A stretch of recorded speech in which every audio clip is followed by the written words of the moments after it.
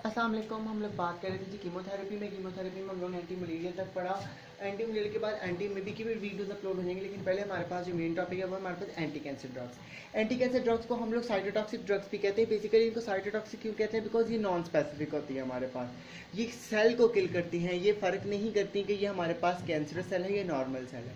That is why हम लोग इनको साइटोटॉक्सिक ड्रग्स भी कहते हैं, because they kill the cells. इसके बाद अगर हम लोग इनकी क्लासिफिकेशन की बात करें तो उसके बारे में एक वीडियो सेपरेट बन जाएगी कि हमारे पास कौन कौन सी क्लासेस जो हैं वो आती हैं हमारे पास एंटी कैंसर ड्रग्स के अंदर। लेकिन उनमें से सबसे पहली क्लास, बेसिकली क्लास को पढ़ना ज़्यादा ज़रूरी है हमारे पास, तो हम पहली क्लास की बात कर लेते हैं जी अल्काइलेटिंग एजेंट्स की। अल्काइलेटिंग एजेंट्स के अंदर भी हमारे पास कुछ क्लासेज आती हैं, जिनमें से 3 क्लासेज हमारे पास मोस्ट इंपॉर्टेंट है। नाम से पता लग रहा है हमारे पास अल्काइलेटिंग एजेंट क्या करते होंगे कि अगले बंदे को अल्काइलेशन कर देते होंगे उसकी, ठीक है। ये मैकेनिज्म फिलहाल हम पढ़ेंगे जब हम ड्रग्स की बात करेंगे इंडिविजुअली। बहरहाल आप सिर्फ इतना देख लेंगे, हमारे पास इसकी 3 क्लासेज हैं जी, नाइट्रोजन मस्टर्ड, नाइट्रोसोयूरियाज, प्लैटिनम कंपाउंड। इनमें आप मैंने सारी ड्रग्स के नाम लिखे, जो इंपॉर्टेंट ड्रग्स है उनके नाम लिख दिए। जैसे जी नाइट्रोजन मस्टर्ड में हमारे पास है जी साइक्लोफॉस्फामाइड हो गई, इफोफॉस्फामाइड हो गई। साइक्लोफॉस्फामाइड को डीपली डिस्कस करेंगे, बाकियों के बारे में सिर्फ मेजर बात करेंगे हम लोग। नाइट्रोसोयूरियाज की बात करें तो लोमोस्टीन हमारे पास है, कार्मस्टीन की बात करेंगे हम लोग ज़्यादा।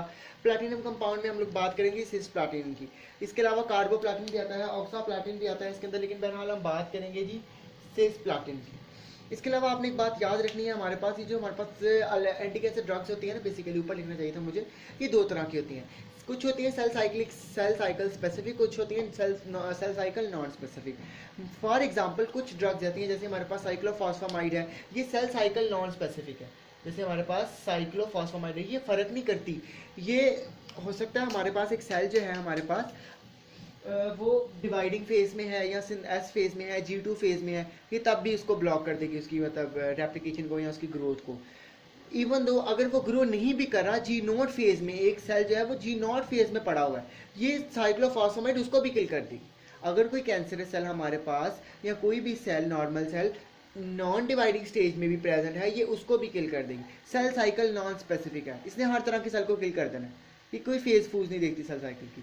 लेकिन सेल साइकिल स्पेसिफिक ड्रग्स जो है हमारे पास, वो हमारे पास ये है कि वो खास फेज के अंदर एक्ट करती हैं। जैसे अगर हम लोग बात करें जी एंटी मेटाबोलाइज ड्रग की, तो एंटी मेटाबोलाइज ड्रग्स में हमारे पास जो प्यूरिन एनालॉग्स हैं वो एस फेज पे सिर्फ एक्ट करते हैं। हमारे पास पायरीमिडीन एनालॉग्स हो गए, वो हमारे पास सिर्फ एस फेज पे एक्ट करते हैं, सिंथेसिस फेज के ऊपर, तो वो सेल साइकिल स्पेसिफिक है हमारे पास। खैर वो हम आगे पढ़ेंगे, तो बस आप इतना याद रख लेना हमारे पास कि सेल साइकिल स्पेसिफिक होती है कुछ ड्रग्स होती हैं सेल साइकिल नॉन स्पेसिफिक, ठीक है जी, जो हर सेल की मतलब सेल साइकिल की किसी भी स्टेज पे एक्ट कर सकती हैं हमारे पास। नेक्स्ट हमारे पास है जी अल्काइलेटिंग एजेंट, इनको ब्रीफली पढ़ते हैं।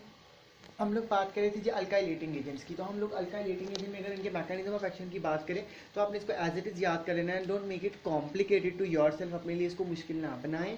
अल्काइलेटिंग एजेंट हमारे पास वो एजेंट्स होते हैं जो अल्काइल ग्रुप को करते हैं डोनेट, ठीक है। इन्होंने किसी भी एजेंट के पास जाना है और उसको कहना है कि भाई तुम मेरा अल्काइल ग्रुप ले लो, अगर वो नहीं ले रहा तो उसको ज़बरदस्ती दे के आते हैं, ठीक है जी। तो हमारे पास अल्काइलेटिंग एजेंट बेसिकली क्या करते हैं जी, एक रिएक्शन के थ्रू हमारे पास चेंज होते हैं कार्बोनियम आयन के अंदर। कार्बोनियम आयन में मतलब उसके अंदर एक कार्बन होता है जिसके ऊपर पॉजिटिव आयन होता है, पॉजिटिव चार्ज होता है, और उस पूरे कम्प्लेक्स को हम कह देते हैं जी कार्बोनियम आयन। बहरहाल उस कम्प्लेक्स से हमारा ताल्लुक नहीं है, बस आपने याद रखना है कि अल्काइलेटिंग एजेंट चेंज हो जाते हैं हमारे पास पूरे के पूरे कार्बोनियम आयन के अंदर।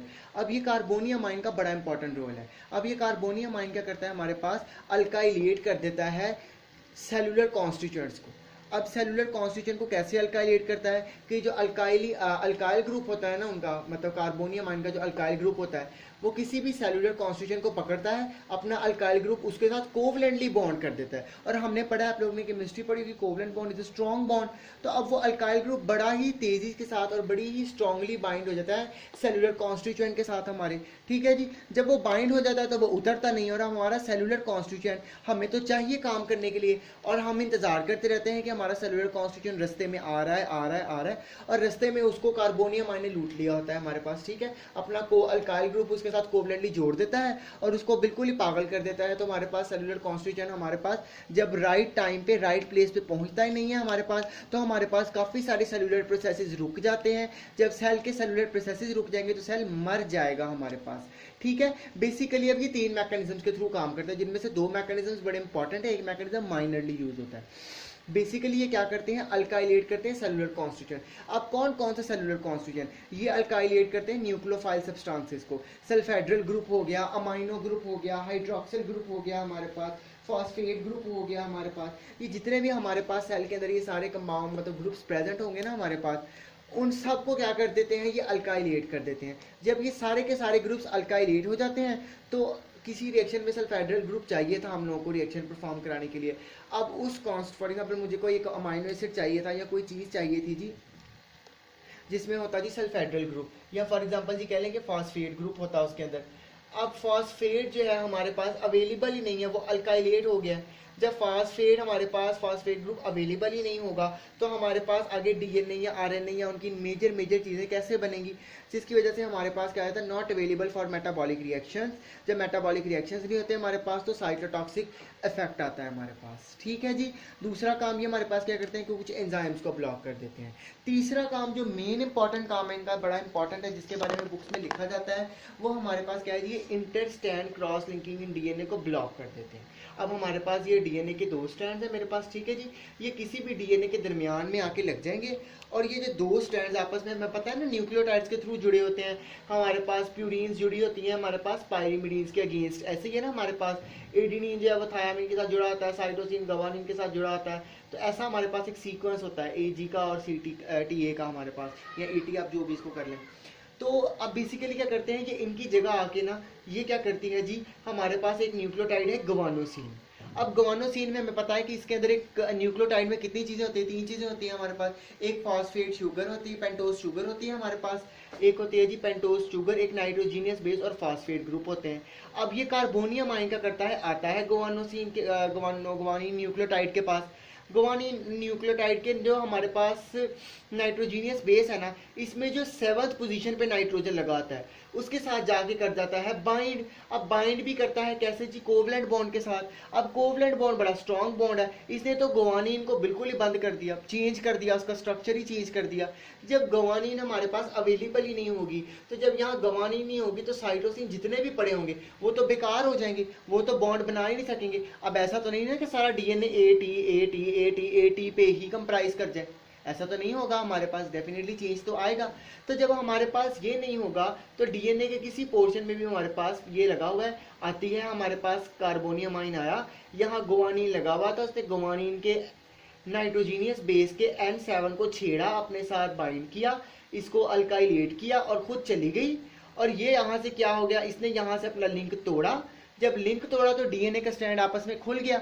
जब डीएनए का स्ट्रैंड खुल गया तो interstrand cross linking of DNA inhibit हो गई, आपस में डीएनए का मॉलिक्यूल जुड़ के नहीं रहा, जिसकी वजह से डीएनए खराब हो गया। जब किसी सेल का डीएनए खराब हो जाएगा तो आगे मैसेंजर आरएनए प्रोटीन्स कुछ भी नहीं बनेगा, कोई जेनेटिक इंफॉर्मेशन जाएगी ही नहीं, तो सेल क्या हो जाएगा, मर जाएगा। तो ऐसे हमारे पास साइटोटॉक्सिक इफेक्ट होता है। तो this is the basic mechanism of alkylating agents, ठीक है जी। आपने इसको ऐसे ही याद करना है, बाकी आप अगर पढ़ना चाहें तो डिफरेंट बुक से आप डिफरेंट वे से इसको पढ़ सकते हैं, ब्रीफली लिखा हुआ है, अच्छे तरीके से लिखा हुआ है।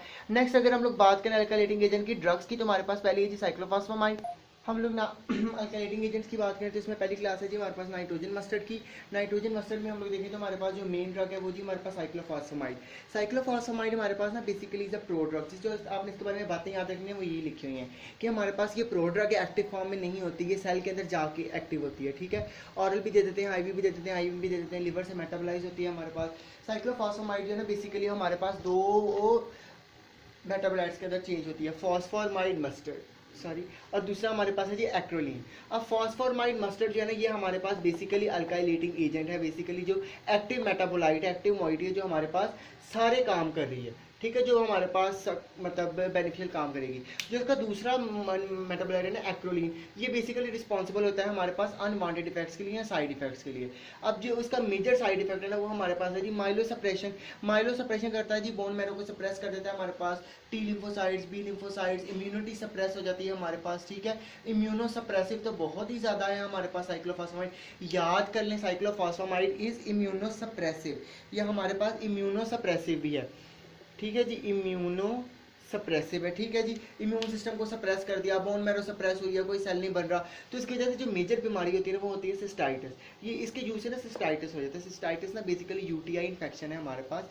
तो अब हमें पता है कि हमारे पास जब बोन मैरो सप्रेस हुई हुई है, इम्यून सिस्टम सप्रेस हुआ हुआ है, तो बैक्टीरिया जो है ना वो एविड टारगेट समझ लेते हैं ऐसे शख्स को कि हम इसमें जल्दी जल्दी अटैक कर देते हैं और ये जल्दी जल्दी बीमार भी हो जाएगा, क्योंकि इसका इम्यून सिस्टम तो काम पहले नहीं कर रहा। तो उन लोगों को मोस्टली ना इन्फेक्शन हो जाते हैं, जैसे सिस्टाइटिस हमारे पास हो गया। बाकी जीआईटी प्रॉब्लम हो जाए, वोमिटिंग, हेरी, डायरिया, रैश, हल्का फुल्का ये काम करते ही करते हैं। सिस्टाइटिस के बारे में याद रख लेना है। यूजेस में आप याद रख लें जी, हॉजकिन लिम्फोमा और बर्किन लिम्फोमा में इस्तेमाल करते हैं। अगर हम इसके साइड इफेक्ट्स को ट्रीट करना चाहें ना, तो ट्रीटमेंट के लिए हम लोग दो चीज़ें देते हैं, एसिटाइलसिस्टीन दे देते हैं, या तो हम लोग दे देते हैं मेंसा। ये एसिटाइलसिस्टीन क्या करती है जी, जाके बाइंड कर देती है जी हमारे पास एक्रोलीन के साथ और उसको इनहिबिट कर देती है। मेंसा भी हमारे पास क्या है, ये प्रो ड्रग है, मतलब प्रो फॉर्म में होती है, एक्टिव होती है जी। Sodium 2 mercapto ethane sulfonate. अब ये क्या करता है, ये जाके कम्प्लेक्स बना देता है एक्रोलीन के साथ। जब ये एक्रोलीन के साथ कम्प्लेक्स बना लेगा तो एक्रोलीन कोई भी साइड इफेक्ट प्रोड्यूस नहीं कर पाएगी। तो इस तरह हमारे पास अनवांटेड इफेक्ट जो है वो स्टॉप हो जाएंगे, ठीक है जी। तो हम मॉडिफाई कर सकते हैं इस तरह एंटी कैंसर थेरेपी को। तो यहाँ तक हमारे पास साइक्लोफॉस्फामाइड। नेक्स्ट हमारे पास है जी, ये अगर हम लोग अल्काइलिटिक में अगले एजेंट्स की बात करें तो हमारे पास आते हैं नाइट्रोसोयूरिया में हमारे पास दो ड्रग्स आती हैं, लोमस्टीन आती है और कार्मस्टीन है। लोमस्टीन और कार्मस्टीन हमारे पास बेसिकली आपने बस इतनी बातें याद रखनी है, हाईली लिपिड सॉल्युबल है, हमारे पास ब्लड ब्रेन बैरियर को क्रॉस कर लेती है और माइलोसप्रेसिव है। इनके इसके अलावा इसमें आपने कोई भी बात याद नहीं रखनी है, सबका खास एज सच यूज़ नहीं है इनका। बिसल्फान की बात करें हमारे पास, ये अदर इंग्रेडिएंट्स हमारे पास है, मैंने 2-3 लिखे हुए हैं। इनमें से बिसल्फान हमारे पास ज़रा ज़्यादा इंपॉर्टेंट तो मैंने उसका लिख दिया है, बाकी मैं बता दूंगा आपको। बिसल्फान में हमारे पास क्या आता है कि आप इसको किसी भी तरह पढ़ सकते हैं, प्रोनाउंसिएशन अपनी अपनी आप लोगों की। सो ये क्या करती है, डिप्रेस करती है हमारे पास बोन मैरो को। बोन मैरो में क्या करती है, डिप्रेस स्पेसिफिकली ग्रेनुलोसाइट्स की फॉर्मेशन को। अगर लो डोज में दे रहे हैं तो प्लेटलेट की फॉर्मेशन और ग्रेनुलोसाइट की फॉर्मेशन को कम करती है। हाई डोज में देंगे तो आरबीसीज की सिंथेसिस को इनहिबिट कर देगी हमारे पास। तो बेसिकली ये इन दो सेल्स की हमारे पास सिंथेसिस को इनहिबिट करती है। और इसका यूज़ ही हमारे पास ये क्रोनिक ग्रेनुलोसिटिक ल्यूकीमिया, इस केस में हमारे पास ही हम इसको इस्तेमाल करते हैं। इसके अलावा इसमें कोई ऐसी खास बात नहीं है। अगर हम लोग बात करें जी, पहले प्रोकार्जापिन की बात कर लेते हैं। तो प्रोकार्जापिन के बारे में एक बात बस आप याद कर लें, हिफ्स कर लें, इसका डाइसल्फिराम लाइक एक्शन होता है। वो मैंने पहले भी बताया था आपको कि डाइसल्फिराम लाइक एक्शन हमारे पास क्या होता है जी, कि एथेनॉल के साथ वो फ्लशिंग कर देते हैं, मतलब अजीब से लिश्कारे नजर आना शुरू हो जाते हैं एथेनॉल के साथ अगर दे दें। तो प्रोकार्जापिन भी अगर आपने एथेनॉल के साथ दे दिया ना तो बस उसको भी डाइसल्फिराम लाइक एक्शन नजर मतलब हो जाएगा, ठीक है। इसके अलावा हमारे पास प्रोकार्जाबिन की जो बात इंपॉर्टेंट है वो ये है हमारे पास कि इंटरफेयर करती है जी माइटोसिस को, इंटरफेस के ऊपर। ये हमारे पास ना माइटोसिस की को इंटरफेयर करती है at the stage of interface, मतलब कि ये इंटरफेस वाले प्रोसेस को इनहिबिट कर देती है, ठीक है, इंटरफेयर करती है उसके अंदर। डीएनए की सिंथेसिस को भी इनहिबिट करती है, आरएनए की सिंथेसिस को भी इनहिबिट करती है हमारे पास, ठीक है जी। अगर हम लोग डिकार्ड, इसके बारे में बस ऐसी यार खास बात नहीं इसके बारे में। अगर हम लोग डिकार्जाबिन की बात करें तो प्रो ड्रग है हमारे पास, लिवर से जाके मेटाबोलाइज होती है, एक्टिव मॉइटी बनता है हमारे पास जो आगे जाके अल्काइलेशन कर देता है, नोज़िया, वोमिटिंग, डायरिया, रैश, ये सारा कुछ कर देती है हमारे पास, ठीक है जी। इसके अलावा और कोई भी ऐसी इसमें खास बात नहीं है हमारे पास। हाँ ये है कि हमारे पास ल्यूकोजेनिक कार्सिनोमास भी इस्तेमाल होती हैं। डिकार्जाबिन और प्रोकार्जाबिन किस में होती है हमारे पास, ल्यूकोजेनिक कार्सिनोमास के अंदर, ठीक है जी। ल्यूकोजेनिक कार्सिनोमास के अंदर इस्तेमाल होते हैं, ल्यूकोसाइट्स वगैरह आ जाते हैं ना, वाइट ब्लड सेल का कैंसर जो है इसमें इस्तेमाल होती है हमारे पास।